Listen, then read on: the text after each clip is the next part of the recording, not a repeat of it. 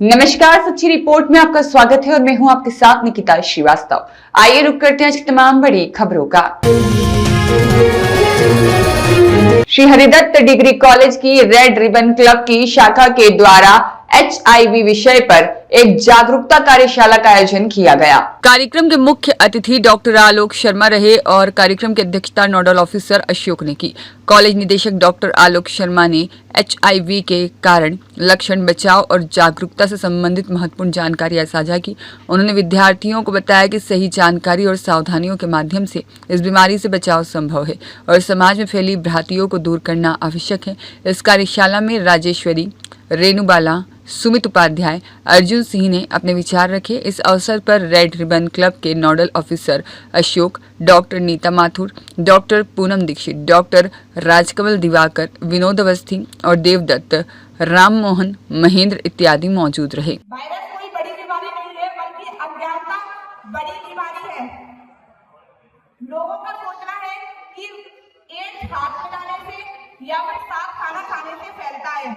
ऐसा कुछ नहीं है, एड्स हाथ मिलाने से नहीं फैलता, लेकिन किसी एड्स के बीमार व्यक्ति से हाथ न मिलाने से उसके अंदर एक निराशा जरूर फैलती है, समाज में नफरत जरूर फैलती है।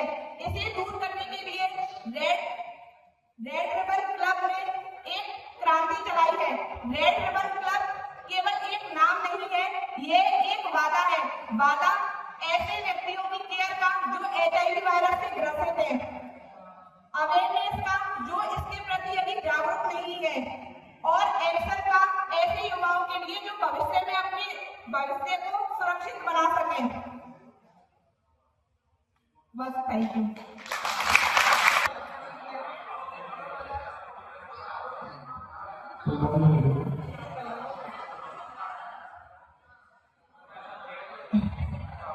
Good morning, everyone. Some of you know me already. I'm Maniru. Myself, Sumit Upadhyay from the April 30th. As you all know, the Red Ribbon Club hosted live history teaching workshop here. And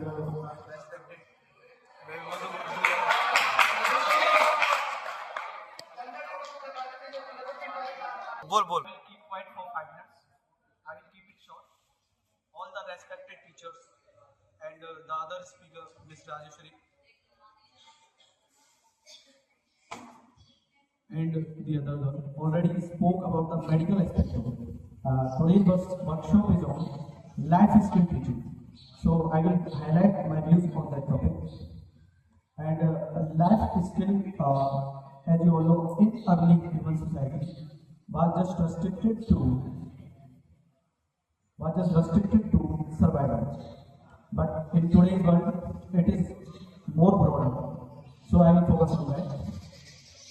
For today's life skill teaching, you have to be confident. You have to be boost your self-esteem to your personal growth. And it does not belong to anyone who are more superior or junior.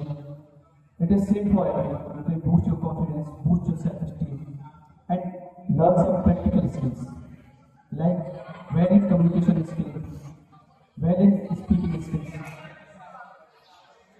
And I would like to share it with my story. Like in the schools, I was an introvert too, but after getting in college, getting some friends, and getting some exposure, I was very more of an outward person, and I got out of my introvert phase, and now I'm a person who will go present here. So I would like to admit here that boost yourself, focus on yourself, aim high, set your goals, and achieve it. Thank you everyone. Red ribbon club की workshop में मैं अर्जुन सिंह हरियर से आपके सामने उपस्थित हूँ। आज जिस विषय पर हमारे शिक्षक only discrete व्यक्ति किसी भी समस्या से ग्रसित होता है, उस भय, उस पीड़ा, उस दर्द को वही समझ सकता है, कोई अन्य नहीं। जीवन में दो चीजें होती है साथियों, एक होते हैं सिद्धांत और एक होता है व्यवहार। सैद्धांतिक रूप में